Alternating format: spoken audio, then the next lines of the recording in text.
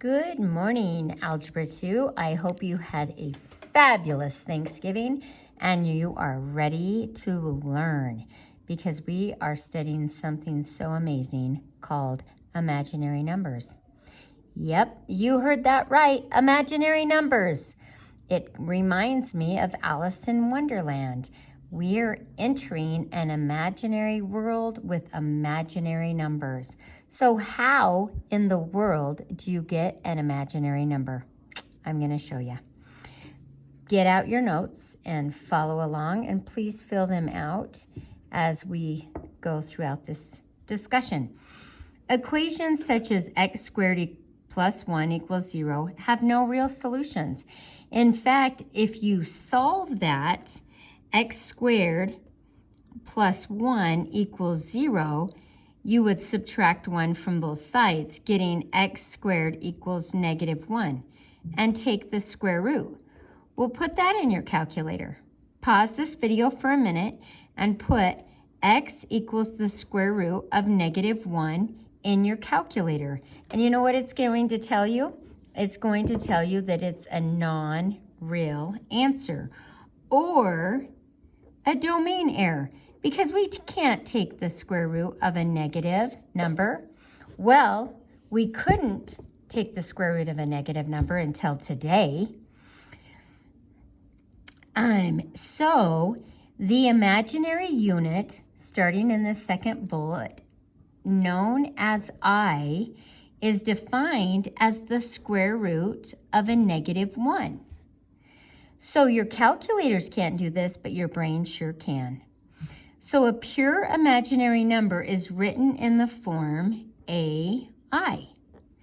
A being just a constant timesing the imaginary piece I, where A is the real number and I is the imaginary part. So let's solve. Let's solve some quadratics using the square root method with imaginary numbers. But before we solve, let's just practice. So this is the same in example 1 as the square root of -1 times the square root of 3. Well, the square root of -1 is I, the square root of 9 is 3, and when you put that together, it becomes 3i. Notice that the leading coefficient, or the coefficient of I, comes first.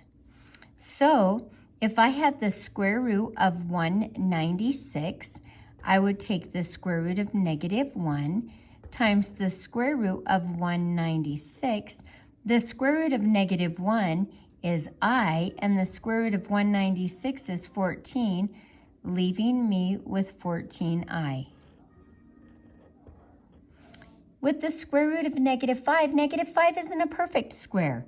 So as I break this down into the square root of -1 times the square root of 5, the square root of -1 becomes I, but the square root of 5 is the square root of 5. It's an irrational number that goes on and on and on forever, and we don't want to give a decimal approximation for that, so we're going to leave it as the square root of 5. Okay, what about the square root of -80? Now we're going to have to use our knowledge of radicals to break these down. I have the square root of -1, which is I, times the square root of 16, which is 4, times the square root of 5, which is the square root of 5. So my final answer would look like this. The leading coefficient, the imaginary piece, and the radical, square root of 5. So 4i square root of 5. What about -√32? We turn this into the square root of -1 times the square root of 16 times the square root of 2.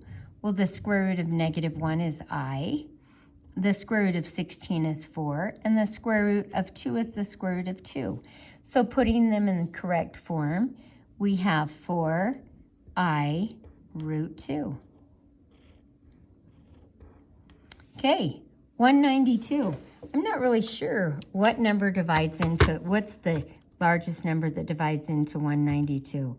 192 divided by 4 is 48, but 192 divided by 16 is 12. Ooh, 192 divided by 36. Not 36.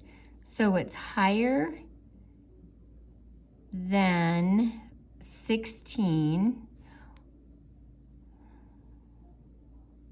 Guys, I'm trying to figure out what's the biggest perfect square in 192.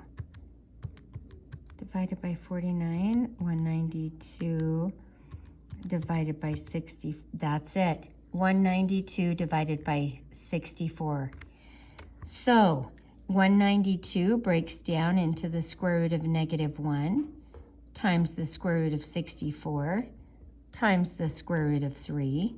The square root of -1 is I. The square root of 64 is 8. And the square root of 3 is the square root of 3. So my final answer is 8i root 3. And that's the very beginning of square roots of a negative, which is an imaginary number.